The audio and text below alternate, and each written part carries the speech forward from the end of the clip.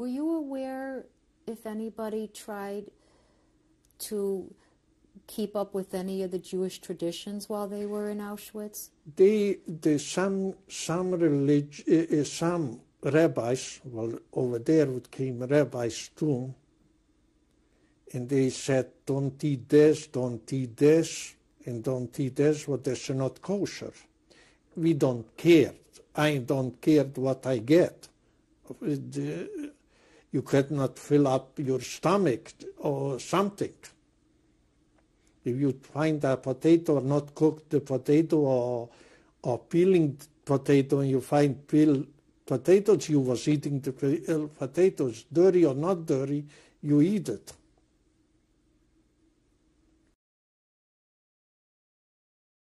Μας έδωσαν ένα τυρί που μύριζε πόδι, ούτε το έφαγα εγώ και το βράδυ. Ήρθε η Γερμανίδα, μας κόψαν τα μαλλιά από τη ρίζα, μας βγάλαν τα ρούχα, μας τα σκίσανε και μας πήγαν στα λουτρό, μας έδωσαν καρναβάλια. Ένα μαύρο κάτσο, ένα άσπρο, καρναβάλια, σκισμένα. You talked about the pain of hunger. Oh, the pain of hunger was so started bad. in the ghetto. Yeah. In the camp in Auschwitz, were you hungry all the time? Did you get All food the time sometimes? hungry. They used to give us one slice bread in a piece of salami, you know, for the day. Yeah, one slice thin salami, and it wasn't kosher, and I didn't eat it, so I used to exchange for the bread.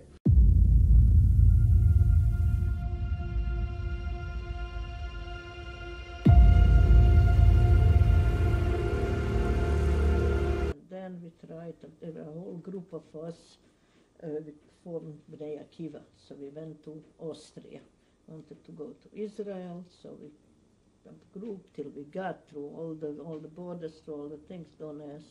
It was a trip. So we arrived to Austria, and that was there was a displaced persons camp in Ranshofen near Braunau. That's where Hitler was born, and we were there. There was that honorary director, Eric Koch. Nice guy. He used to come and talk to us always. He liked to talk. They gave us some houses and things. That's where I got married. And your husband's name? My husband's name is Solomon Rosenberg, Shloime Rosenberg. When were you able to resume your Orthodox life? Not right away. As a matter of fact, even in displaced person camp, we still ate treif, non-kosher food. But then a nephew of my husband came in. He said, "What's the matter with you people? Wake up." So we threw out all the plates and things, and there was a shochet, so we got meat and the pots were kosher, and we started. And then we decided time to get married. I was engaged for a long time. We had to have, ritual. Anyway, that's a few months later. I was married, Zion Oder, at Moshe Rabbeinu's birthday, March 10th. My civil marriage on Braunau, I went to a thing there, so I have even my marriage license. I have a ksuba, of course, and I have the marriage license in German. And you saw the invitation I showed you. How long did you remain in this DP camp? How long? We were married, I was 4 months pregnant. A few months after March, in the summer we left. We arrived then we were in Germany for a few days till we docked. And, we arrived to America August 31st, before Labor Day weekend. And we arrived. What year was this? 1946. Could you tell me about your children? Sure. Well, I was pregnant when I came to America. I was 4 months pregnant, and I was hungry on the boat, because before that I couldn't eat because I didn't feel good. Everybody on the boat, what a ship that was, men and women separated even though we were married. And everybody was seasick, but not me. I was just hungry, and I had nothing to eat. And then my husband spoke to a chaplain, and he said, "Oh, there is a vegetable soup, you could eat it." So I stood online, and no sooner, I stood there for a few minutes, I see the cook takes out a ladle with bones. I said, oh, kosher, sure. I threw myself out. I wouldn't touch it for no money. After after you go back, there's no way, no matter even if I died of starvation, I couldn't have touched it. So we came here on a Shabbos, the ship docked on a Shabbos, and there was that uncle of my husband's. He never knew him before, his father's brother. So when the high holidays came up? No, that's where I remember when the high holidays came up. That day I worked in Birkenau, in Auschwitz. They took us to Birkenau to take out the cement gates, not gates, the how you call it, the beams from where, you remember, you saw it, where the wires was pulled around. It was electric wire. And we took it out. And we had so much what to eat, because nobody ate. Yom Kippur. They gave you extra food Yom Kippur? No, the people didn't eat. It was extra food. It was plenty food. Yeah. People able to learn? No, no such a thing. Only if so, two guys who could do something and learn Ausweinig, outside. They sat down somewhere, talking. Learn no shit. Nothing. Did you come in contact with any Rabbanim or any Rebbes? Yeah, sure. I was with the Klausenberger Rebbe together. I was with the Tissosalke Rebbe together. I was with the Mishkotzer Rebbe together. In Birkenau? In Auschwitz. In Auschwitz. Not in Birkenau. And did we know who they are? We didn't know who they are. Only one guy, two guys who knew them from home. He said, this is the Klausenberger Rebbe. This is this. But this was quiet. Nobody knew. We didn't advertise it. They said it's the Klausenberger Rebbe. You hear about the Klausenberger. Were you able to tell that these were unusual individuals? Yeah, from what, yes. They never ate trifles. They didn't eat the wurst, the salami, I'll not put it, blood salami, horse salami. Oh, peace. I was happy I could eat it. I had something to put them up. They did. They ate bread, yeah, and potatoes. Yes. How long were you in Auschwitz? In Auschwitz, I was since end of May, like I told you, till January, end of May 44, till January 1895. 45. And what happened at that time? They took us for a march. We went from Auschwitz to Grossrosa. I helped the professor write a book at Clark University. And she sent me the first copy of it. A Jewish professor and a Dutch Christian professor. And she was so grateful in some of the information I gave her. I found out that Auschwitz, for 1,000 years, was a center. For 1,000 years, had nothing to do with the Nazis. For iron ore, for coal, I don't know whether you're aware of that. It was centrally located, so the Nazis knew why they picked it, why they wanted to be there. 10 coal mines in one area. You mentioned that your day would begin at approximately 5:30. You would march at approximately 6 a.m.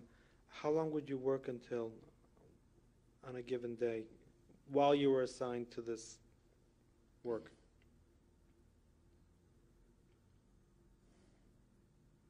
It was up to the capo. By now you know what a capo is, yes. And a minimum of 12 hours. And a capo would walk out march out with 450 people, and somebody whispered in his ear, come back with 425. Well, he wanted to become an Oberkapper, an Oberkapo, which was the highest rank. He came back with 395. But does it make any difference? For instance, in Mauthausen, which was high up, they threw him down the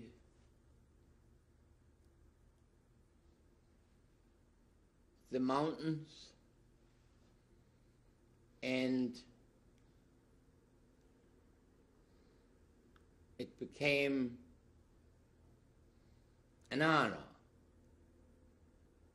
to march in with less than you were told to march in.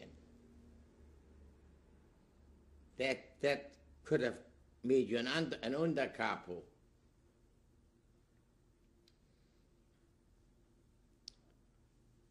You mentioned the soup. What was your diet on a while you were assigned to that work? What kind of food would you be given? In the morning, to the best of my recollection, you had an artificial hot water tea with nothing. At lunchtime, you had that terrible potato peel or the outside of a cabbage that the SS would throw in the garbage pail. They would eat the cabbage, and the outside bad leaves would be thrown in there. And at nighttime, you had a slice of bread, and I mean a slice, and you had either a small piece of horse sausage or a small piece of margarine. And for 6 weeks or 8 weeks, I don't want to give you a figure that is not exact, so I don't give it to you exact. Because of being kosher, I took the horse meat slice, 5/8 of an inch, and swapped it for soap. And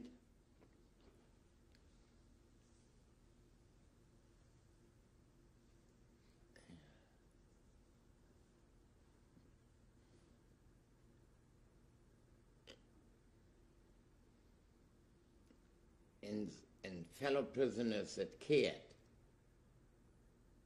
said, you're not going to do that very long and keep on living. You're a nice young man.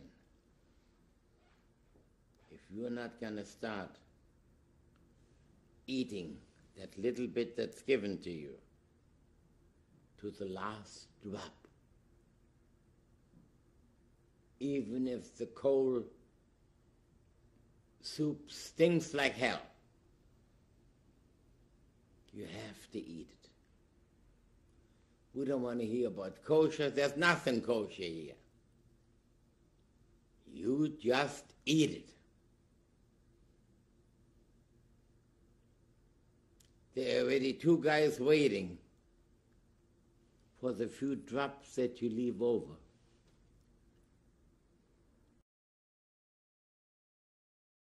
They brought a barrel of some soup. Who came? The inmates and the Germans from the camp, they came and they put down a barrel of what appeared to be soup, and they had wooden plates and they slept, they had a spoon in it, a ladle, and they put, a little bit of the soup in it, and they started passing it around. Everybody was supposed to take a swallow, and it went from one to another swallow. I remember when it came to me, my first thought was it's not kosher, and I didn't eat it. Because it wasn't kosher? Because it wasn't kosher.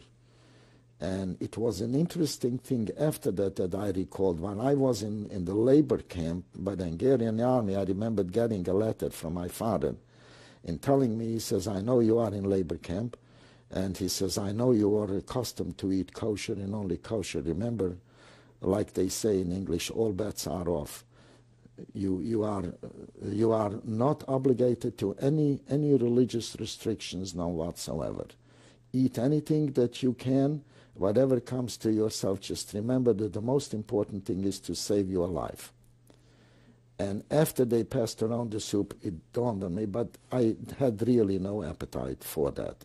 Then they came again with these plates, and people were again supposed to take one swallow, or from that, and I smelled it, and I just couldn't take it. I didn't take it. I didn't eat it. What did it smell like? It had a horrible smell. It smelled perhaps like curry, if I would remember that.